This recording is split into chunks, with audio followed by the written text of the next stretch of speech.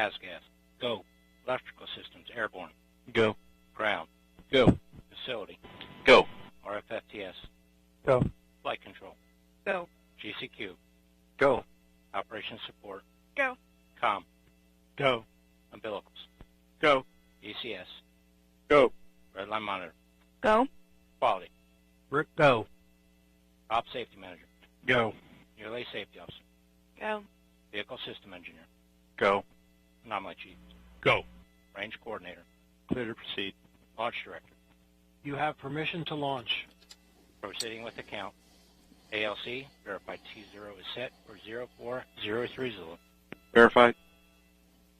And so we are on time and on schedule for this launch at 11:03 Eastern Time. There, you just got the confirmed count from Scott Barney. That's good news. Oh, absolutely. I tell you, my heart's beating really good. It's awesome to hear the team give a go and everything's clear. That means they've been working all their stuff and everything looks good on the vehicle.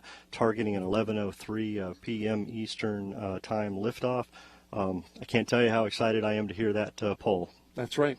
And now they're configuring the spacecraft to go on to internal power, off of its shore power, its land power. Talk about that. Yeah, in parallel with the launch team getting the launch vehicle ready, the spacecraft team is preparing the Solar Orbiter satellite to get ready. And we just heard over our nets that the spacecraft is on internal power, configured for launch. Everything looks green and go.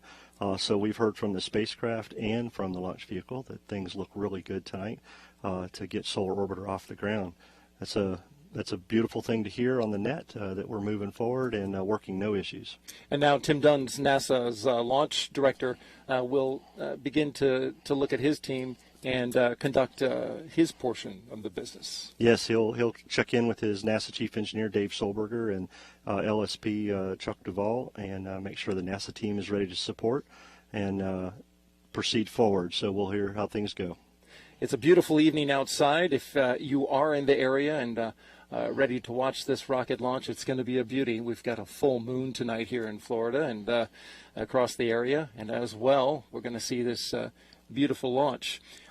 This spot right here is our Banana Creek viewing area where you can see we've got several hundred people out there. In total, probably about 4,000 across the entire area. Let's count it in to the terminal count, 3, 2, and 1. And we have begun our count and resumed it.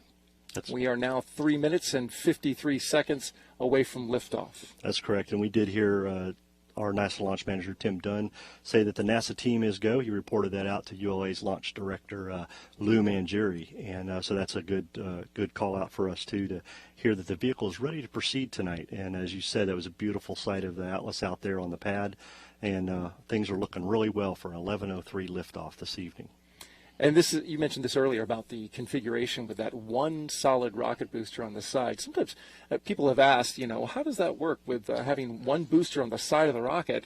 Doesn't it kind of push the rocket over? Yeah, it does, actually. But I will say we talked about the first stage booster engine, the RD-180. The RD-180 has a lot of control margin left that it can offset that asymmetrical setup of the one solid on the 411 vehicle. The 411 vehicle is a unique configuration that will provide a great ride for Solar Orbiter this evening, as it has done for 5 other missions in this configuration. So, yeah, RD-180 takes over and works really well to make sure the vehicle gets off the pad and heads to space where it's supposed to. 2 minutes and 45 seconds until liftoff here as we get down to the final minutes of the count. The launch teams in a flurry of activity right now as they are listening in and talking to their various team members before this launch takes off. It's an exciting moment as we get down now here to the final few minutes. Talk about the teams and the activity that's going on right now. Yeah, it takes a lot of control between the teams, make sure they're all talking together.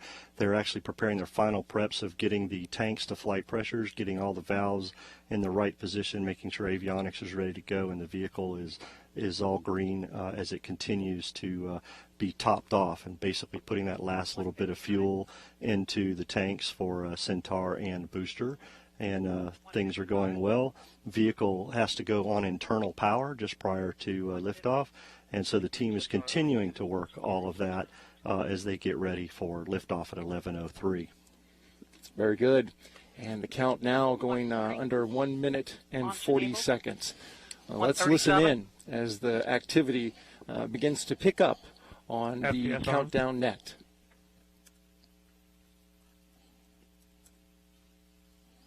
We just heard that FTS was armed, Flight Termination System, which our friends at the United Space 120. Force will follow the launch from this OCU's evening. armed. FTS count started. 115.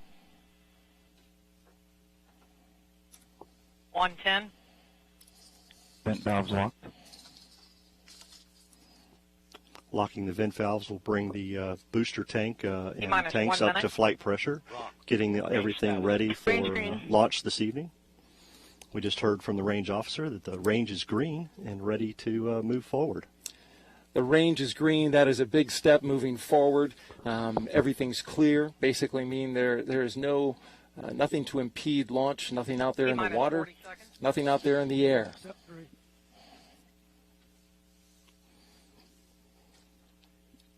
T-minus 30 seconds as we count down to the liftoff 28 of an seconds. Atlas V rocket. 25. Status check. Go Atlas. Go Centaur. Go Solar Orbiter.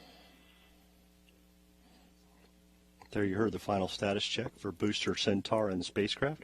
Everything is go. And so here we go. T-minus 10 seconds. 9, 8, 7, 6, 5, 4, 3, 2, 1, 0. And liftoff of our solar orbiter and international collaboration to give us new images and a better understanding of our life-giving star.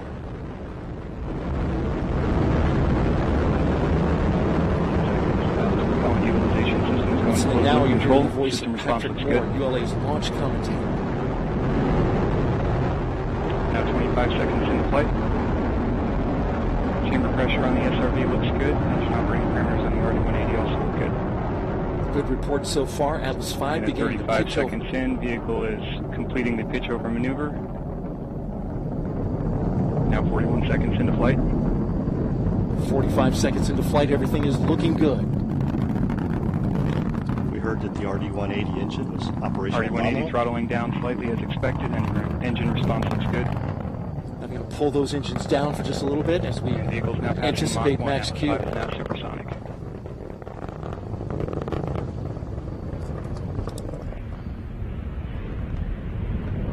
Vehicle's now passing through max Q, maximum dynamic pressure.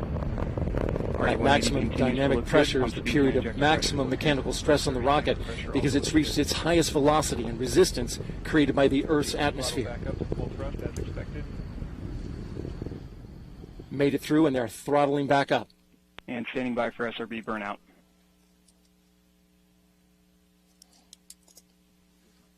And we have burnout on the solid rocket booster. Atlas will hold on to the SRB for an additional 47 seconds prior to jettison. They're going to let that thing go at 2 minutes and 19 seconds. Now that 1 extra minute, 45 boost. seconds into flight. RD-180 continues to perform well at full thrust. Pump speeds and injector pressures look good. All right, stand by now for booster jettison. And now coming up on 2 minutes into flight, the Atlas V vehicle now weighs just 1/2 of its liftoff weight. RD-180 throttling down slightly as expected, 180 engine continues to response burn. continues to look good.